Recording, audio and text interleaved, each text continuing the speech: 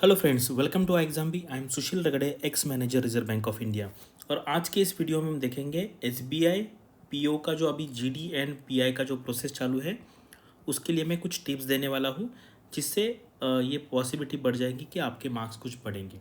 तो यहाँ पे जीडी लिखा होता है, लेकिन यहाँ पे ग्रुप एक्सरसाइज भी कराया जाता है।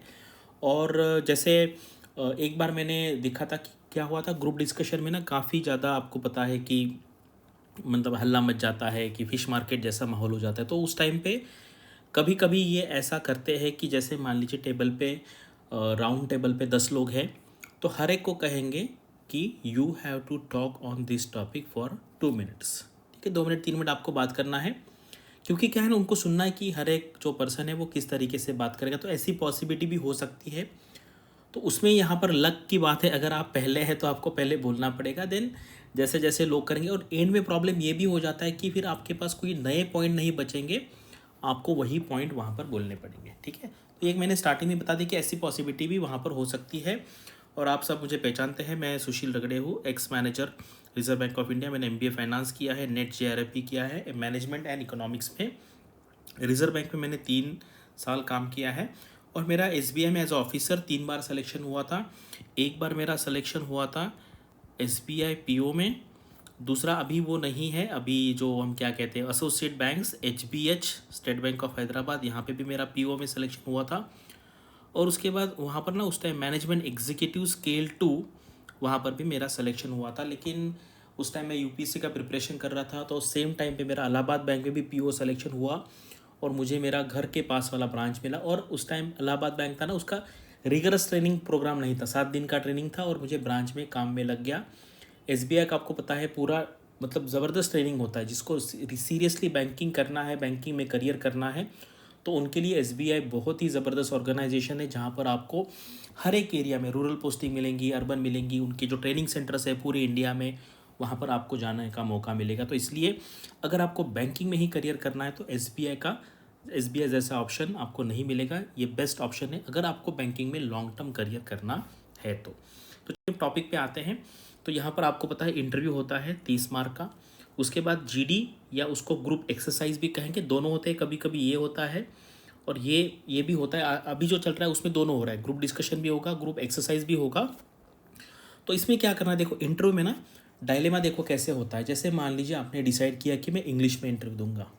ठीक है, आप इंग्लिश में इंटरव्यू दे रहे हैं और बीच में कुछ ऐसे क्वेश्चन है जिसका आंसर आपको इंग्लिश में देते नहीं आ रहा है, तो आपको डायलेमा होता है। तो आप क्या करते हैं, आपको नहीं आ रहा है लेकिन still you try to give the answer in the English, लेकिन वो फिर कम्युनिकेशन नहीं हो रहा है। तो आपको ये सोचना है कि अगर मैं इंग्लिश में ही कंटिन्यू करूँगा ये आंसर तो क्या आउटकम आएगा, और अगर मैं शिफ्ट करूँगा, मान लीजिए मैं हिंदी में शिफ्ट करके वो उसका आंसर दूंगा, तो दोनों में क्या अच्छा रहेगा, ये आप ही अच्छी तरीके से जज कर पाएंगे। तो आपको बिल्कुल ये नहीं सोचना है कि हिंदी में बात करने से मुझ पे कुछ निगेटिव इम्पैक्ट होगा या नहीं होगा। अदरवाइज़ देखो, अगर आप ऐसा सोचेंगे कि यार मैं हिंदी में बात करूँगा या करूँगी तो मुझे कम मार्क देंगे, ये एक सिचुएशन हो गया। और दूसरा सिचुएशन है आप इंग्लिश पे अड़े हुए हैं लेकिन आपसे आंसर ही नहीं आ रहा है, तो उसका भी कोई फ़ायदा नहीं है। अगर आपको इंग्लिश में आपका पॉइंट बताने ही नहीं आ रहा है तो already you are means like not performing well. तो उससे अच्छा ऐसा सोच के देखिए, यार जाने दो, मैं अभी हिंदी में शिफ्ट करके आंसर देने का ट्राई करता हूँ। तो आपको ये दोनों सिचुएशन एनालाइज करना है कि मैं इंग्लिश पे ही डटा रहूँगा और कंटिन्यू आंसर देता रहूँगा, जो कुछ भी हो जाए, मतलब मेरा मन में जो है मैं वो बात कर पाऊँ ना कर पाऊँ, आप लगे रहेंगे। या आप without thinking about this language आप इमीडिएटली हिंदी पे शिफ्ट करके आंसर दे दिए। देखो पर्पस क्या है ना, ये इंग्लिश का या हिंदी का language is just a medium to communicate. और मैं यहाँ पे आपको एक रियल लाइफ केस भी बताऊँगा जो मेरे स्टूडेंट के साथ हुआ था पॉजिटिव एंगल से। और ये हो गया इंटरव्यू का। ठीक है, अभी आते हैं जीडी में।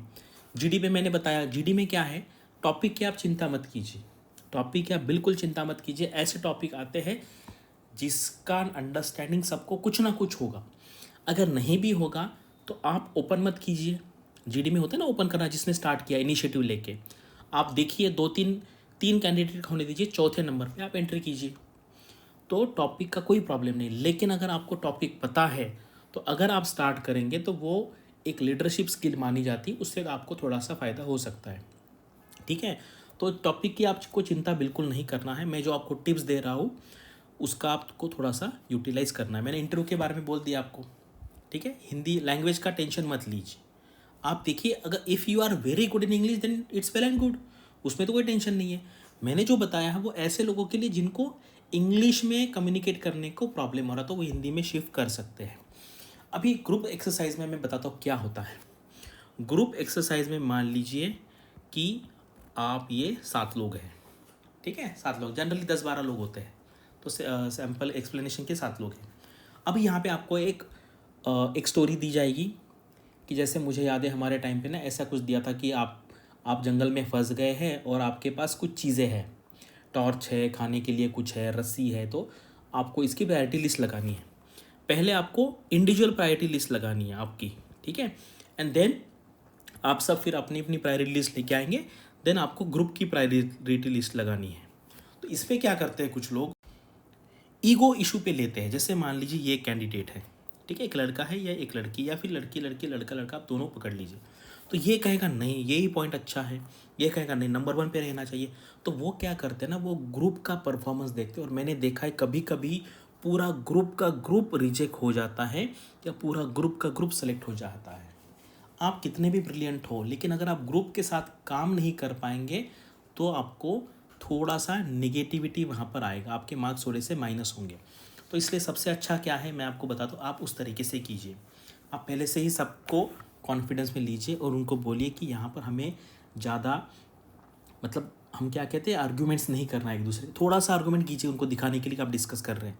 अपनी अपनी लिस्ट लेके आइए, फिर आप जो आप सुन रहे हैं आप थोड़ा लीड लीजिए और सबको बता दीजिए कि यार देखो ये बस एक एक्सरसाइज है, यहाँ पर आपका ईगो मत लाइए। थोड़ा सा डिस्कशन करके आप एक फाइनल लिस्ट पे आ जाएंगे। देखो क्या होता है ना, ये प्रैक्टिकल लाइफ में भी होता है। आप देखो किसी को काम दिया तो कोई एक होता है ना, वो अड़ता है ऐसा ही करना है, उससे पूरा ग्रुप बिगड़ जाता है। तो उनको क्या करना है, देखना है कि आप जितने लोग हैं 10-12 लोग, वो ग्रुप में काम कैसे कर रहे हैं।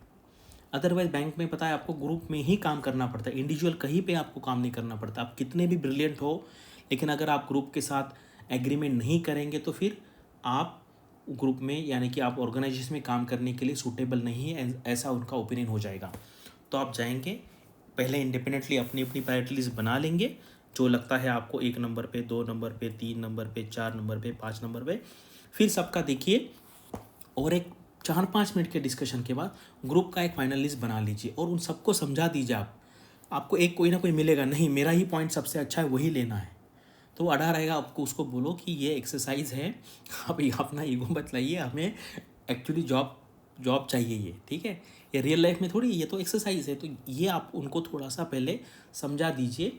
बाकी जो वो ऑब्जर्व कर रहे हैं उनको पता मत चलने दीजिए कि ऐसा ऐसा आपने किया है, ठीक है। तो ये प्रैक्टिकल है, मैंने बहुत बार देखा है, मेरे टाइम पे भी ऐसा हुआ था। और मेरे टाइम पे तो जब जीडी का टॉपिक आया था, मुझे याद है टॉपिक ऐसे था कि relevance of Mahatma Gandhi in the 21st century, ऐसा टॉपिक आया। मैं यूपीएससी का प्रिपरेशन कर रहा था तो मुझे पता था, मेरे सारे पॉइंट्स थे। तो मैंने सबको ऐसा धीरे आवाज़ में बता दिया कि आप टेंशन मत लीजिए, मैं थोड़ा सा स्टार्ट कर दूंगा एंड देन आप ही उसी को आगे पीछे करके उसको पॉइंट बोल दीजिए। तो मुझे याद है उसमें हमारे ग्रुप में से ना 10 में से 7 या 8 लोग सेलेक्ट हुए थे। ये कैसे पता चला मुझे, जब हम वो वहाँ पे डीवी जो हुआ था बाद में, मैं जाके डीवी करके आया था, मैंने पोस्टपोन लिया था, मैंने नेक्स्ट ईयर के लिए मैंने ज्वाइन करने को रिक्वेस्ट दिया था, उन्होंने मेरा एक्सेप्ट किया था। तो ये है, क्योंकि बाकी लोग सेलेक्ट नहीं हुए, उनको जीडीपीआई में अच्छे मार्क्स मिले थे लेकिन रिटर्न में कम होने की वजह से उनका सिलेक्शन नहीं हुआ।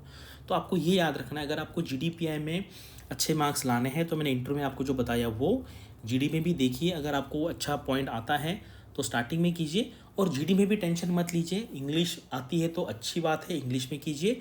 अगर बीच में हिंदी में लोग आ रहे हैं या आपको भी अगर कुछ प्रॉब्लम आ रहा है तो आप हिंदी में भी शिफ्ट कर सकते हैं।